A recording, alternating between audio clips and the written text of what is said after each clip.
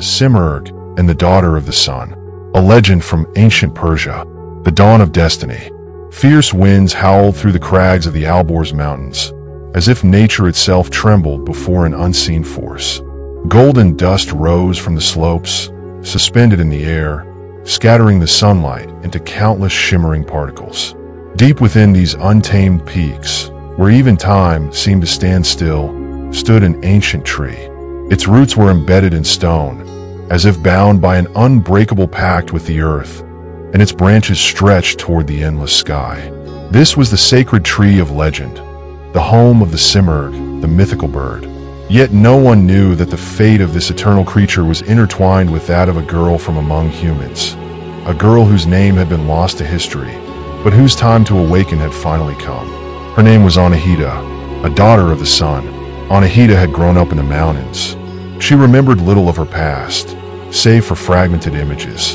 Hands pushing her forward through darkness, the face of a woman with tear-filled eyes whispering her name, and flames dancing in the night. Raised among simple shepherds who regarded her as one of their own, she had never felt a true connection to them. Her amber eyes, golden skin, and hair that shimmered like fire in the sunlight. She was different. And strangest of all was the voice that echoed in her dreams, calling to her. Come to the summit, awaken. The summons of the Simurgh. On a night when the moon hung full and bright, Anahida dreamed of a woman clad in a golden robe, her presence radiating warmth. The woman approached with a gaze both tender and commanding, and spoke. The time has come for you to rise, daughter of the sun. You are the last hope of this land. Anahida awoke in terror, her heart pounding. But something within her had shifted. She could no longer ignore the call. At the first light of dawn, she gathered a small pouch of bread and water, fastened a dagger to her belt, and left the hut. Her destination was clear, the summit of the mountain, where the Simurgh awaited her. The ascent to destiny. The path was treacherous. Jagged rocks, deep chasms, and fierce winds seemed determined to deter her. Yet she pressed on, never faltering. By midday, she reached the summit. There, she saw the ancient tree of legend, and atop its highest branch, a golden nest glowing brighter than any treasure known to man. And then she saw it, the Simurgh, larger than any tale had described. Its feathers shimmered like molten gold, and its eyes seemed to hold the weight of all history. The Simurgh turned its gaze to Anahida and spoke, not with its beak, but with a voice that resonated within her soul. At last you have come, forgotten secrets. Anahida took a step back, fear gripping her heart. Yet a voice within urged her to stand firm. The Simurgh spoke again. The truth of who you are lies not in these mountains, but in your blood. You are the last heir of a forgotten kingdom, the final daughter of the sun. Your mother, the Queen of Light, was the last defender of radiance. But the shadows defeated her, and she entrusted you to my care. Anahida felt her world turn upside down. Was this the truth? Was she more than just a shepherd's daughter? But why now? Why must I know this truth? The Simurgh lifted its head and gazed at the sky. Because the darkness is returning, the battle against darkness. The Simurgh spread its immense wings and lifted Anahida into the air. For the first time, she saw the earth from above. Misty mountains, ancient forests, rivers winding like silver serpents through the land. But what filled her with dread was the vast shadow spreading in the distance. What is that? The Simurgh replied.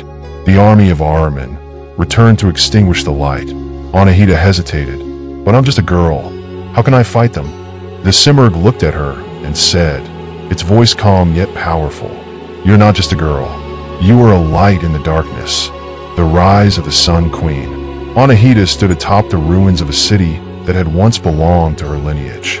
Light filled her eyes, warmed her heart, and the Simurgh stood by her side. She was no longer the lost girl of the mountains. She was the queen of the sun. But this was not the end. The Simurgh said, the battle you have begun has no end. As long as shadows lurk, you must soar. And Anahida, mounted upon the Simurgh, rose once more into the sky. And so, the legend of Anahida, the daughter of the sun, began. Visions of the past. In the nights that followed, Anahida dreamed more vividly.